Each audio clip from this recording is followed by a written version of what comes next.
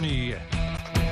Good evening, everybody, and welcome back. The Final Four taking place tonight in Houston, Texas. Eastern Green grad Dusty May had a chance to lead FAU to its first ever national championship appearance as they took on San Diego State in the first national semifinal. The second game of the night pitted UConn and Miami against one another. Which teams were able to punch their ticket to the national championship? While Coach May's Owls led the Aztecs by as many as 14 points in the second half, but a furious rally by San Diego State, capped off by a Lamont Butler game winner at the buzzer, puts an end to the incredible run for Greene County's Dusty May and the FAU Owls as they fall 72-71. In game two, UConn led by 13 at the half, and they carried that momentum all the way to the end. They win by 13, 72-59, setting up a UConn versus San Diego State national championship game. Here's Dusty May after his team's heartbreaking loss. Well, we're extremely proud of our guys' effort in the ride they took us on for 5 or 6 months or however long it's been. These guys laid it on the line every single practice, every single workout, weight session, film session. They put a lot into this, and sometimes it just doesn't go your way.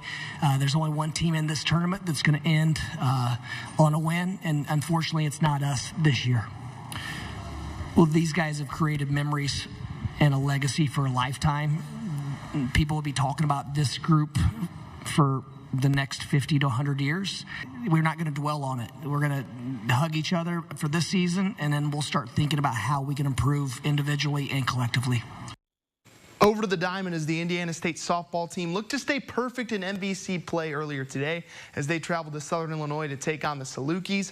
Lexi Benko got the start for the Sycamores. Here she gets the big 2-out strikeout to end the Saluki first. Top third, Salukis with the bases loaded, but Benko comes to the rescue once again. Another big-time strikeout gets ISU out of the jam. Pitchers duel in this one till the top of the fifth when ISU breaks through as Kaylee Barrett socks one deep to center. It goes off the wall for an RBI double to put ISU up 1-0, but the Salukis would respond with a 3-run bottom of the fifth and a 2-run bottom of the sixth as they beat ISU in this one 5-1. Sycamores dropped their first MVC game of the season.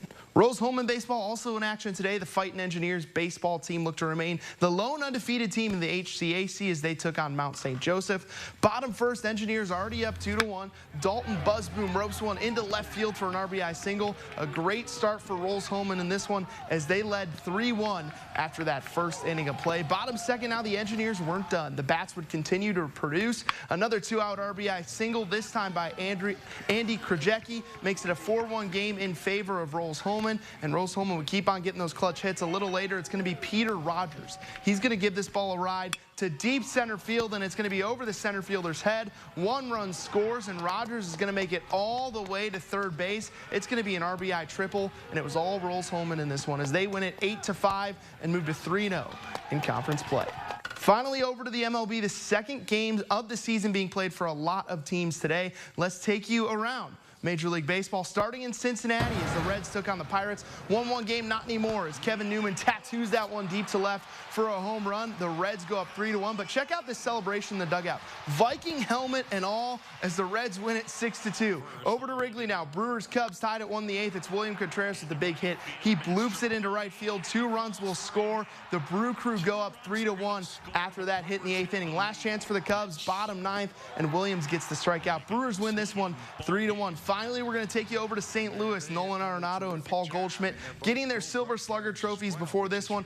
Cardinals up 1-0 in the third, and Nolan Gorman steps up to the plate. He's going to add to that lead. He hits it down the line for a 2 RBI single. The Cards bounce back from that opening day loss, and they win this one 4-1. That's a wrap for sports. It's the Reynolds Wrap right after this.